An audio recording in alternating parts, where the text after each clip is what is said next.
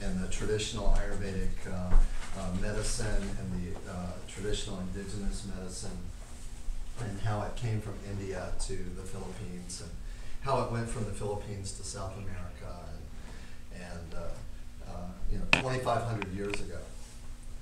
All right, so it's very interesting because most people think that there wasn't a lot going on worldwide 2,500 years ago, but books like Virgil's book and others just really show for a fact that's just not true. I mean, there was a worldwide trade system and commerce system that expanded every corner of the globe. There were Chinese traders who were doing business in North America over 2,000 years ago. So when we talk about who were the first Americans, they might have been Chinese. Okay, they might have been Filipino. Because it's interesting because the Filipinos had this worldwide commerce system that they participated in, and it took him 5 years to get the book published. He did the research for the book for 10 solid years before that. Okay, and then all the anthropology and fact checking and looking for historical references and so on. So I'm going to add it to the bookstore. It's pretty interesting. All right. Let me have someone on the map. All right, what was the last thing that we did on slide B? Supported straight leg. Supported straight leg. That's correct. Last thing we did on slide B was supported straight leg. So here. All right, so the transition from here into the shoulder stand is just simply bend over and pick up the other foot and put it right here, and then just from here, bring it up. You're already halfway there, right? And then just step up behind, and you're in position to do the shoulder stand. Ed, take your glasses off. So 2 things you want to be mindful of when you're doing supported shoulder stand is the client wearing glasses, and also do they have lots of big necklaces or something that as soon as you start to do the inversion, if those necklaces are loose and they spin around and get in the back of the neck, so that when you go to lift them, they're kind of digging in to the back of the neck, right? Well, that will be an impediment to them releasing into the posture warming, as their necklace or their giant dangly earrings are digging into their neck or into their shoulder. That's the kind of reason why I'll say I prefer that clients in practice don't really wear a lot of jewelry. Not because I think it messes up their energy, okay? In fact, sometimes when we wear jewelry, we feel more balanced than when we don't. Okay, we feel, and a lot of people here even have very specific kinds of jewelry, which is actually quite intentional for energy balancing, as far as the stone and the geometry or who made it, or what have you. What is the significance? And so I don't try to separate my clients from that. I really don't. However, in certain positions, you have to be mindful of your sacred orgone balancing crystal pendant stabbing a big hole in the back of your neck when I go to do a supported shoulder stand, okay? I can't tell you how many times I've seen that because it's just more than I can count, okay? All right, Ed, you know how to do this. Hands on your knees, okay? Keep those arms locked and don't hold your breath, all right? And so the first thing I'm going to do is I'm going to walk up into position, double check just like we did before. This is a reminder. You guys should already know how to do this. Navel, even with the top line of the shoulders. Make sure there's no obstruction in the way because that's where I'm going, okay? And going to use that 3-part lift, pull, turn, and push until he's in the inverted posture. I'm using my inside thigh to stabilize him this way, my outside hand to stabilize him this way. I'm not at mechanical disadvantage. I'm very, very strong in this position where he's not. All right, breathe, Ed, turn your head from side to side. Just want to double check that he's not straining, okay? Good. Okay, drop your hands. Now I'm going to go straight to the cross leg combine. Going to buckle this knee, drop it across, and step back into my lunge. I know what knee is up. It's always the same as the knee that's bent. And then let this come on top. This hand goes to the foot so I can steer. This hand goes here.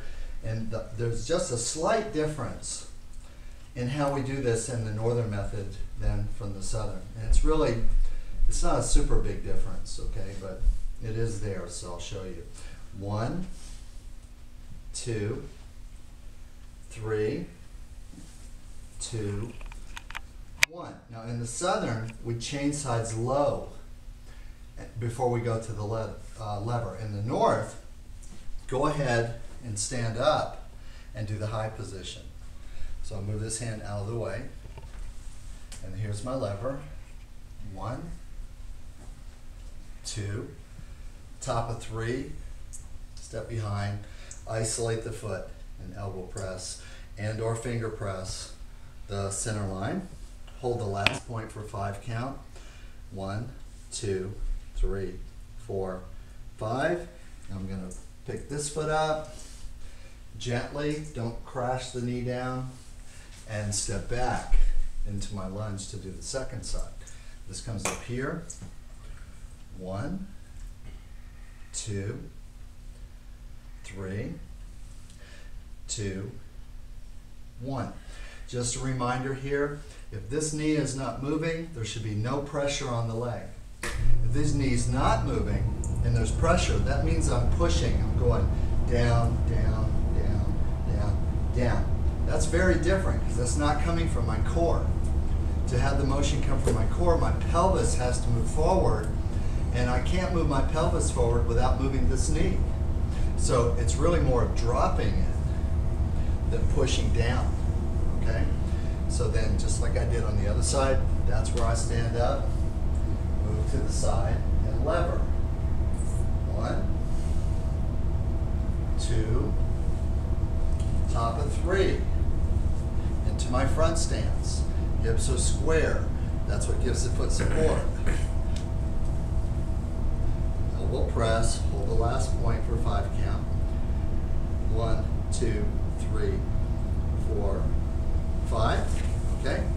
And then from there, I'm going to bring the foot up, and I'm going to bump the knees.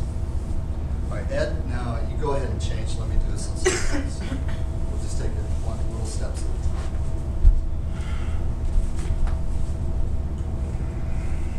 I want you to see the transition. So I just did this. Just go from here to here, okay? Then bring the feet up, right there.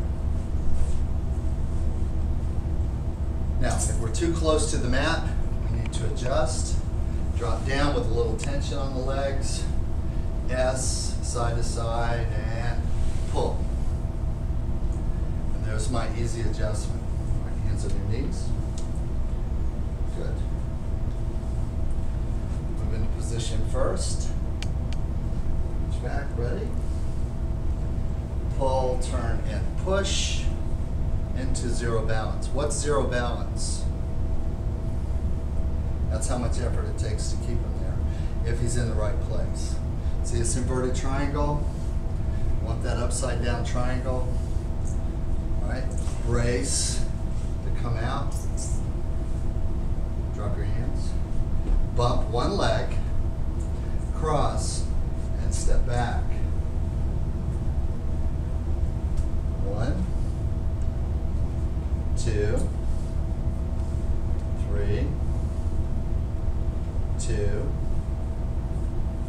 1. Good. If this arm's in the way, don't step over it. Use the side of your foot gently and just move it out of the way. 1, 2, 3.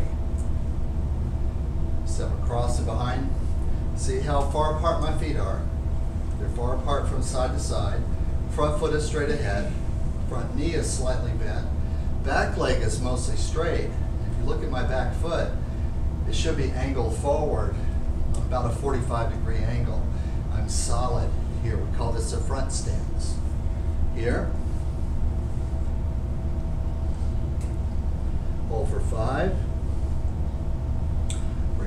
foot up. Bump the other leg gently. Cross and back into the lunge. Brace and press. 1, 2, 3, 2, 1. From here, stand up and just bring the other foot up and then bump both knees down. That's where I want to end. All right, let's partner up and just do that much. So it's new, but it's a little like a review.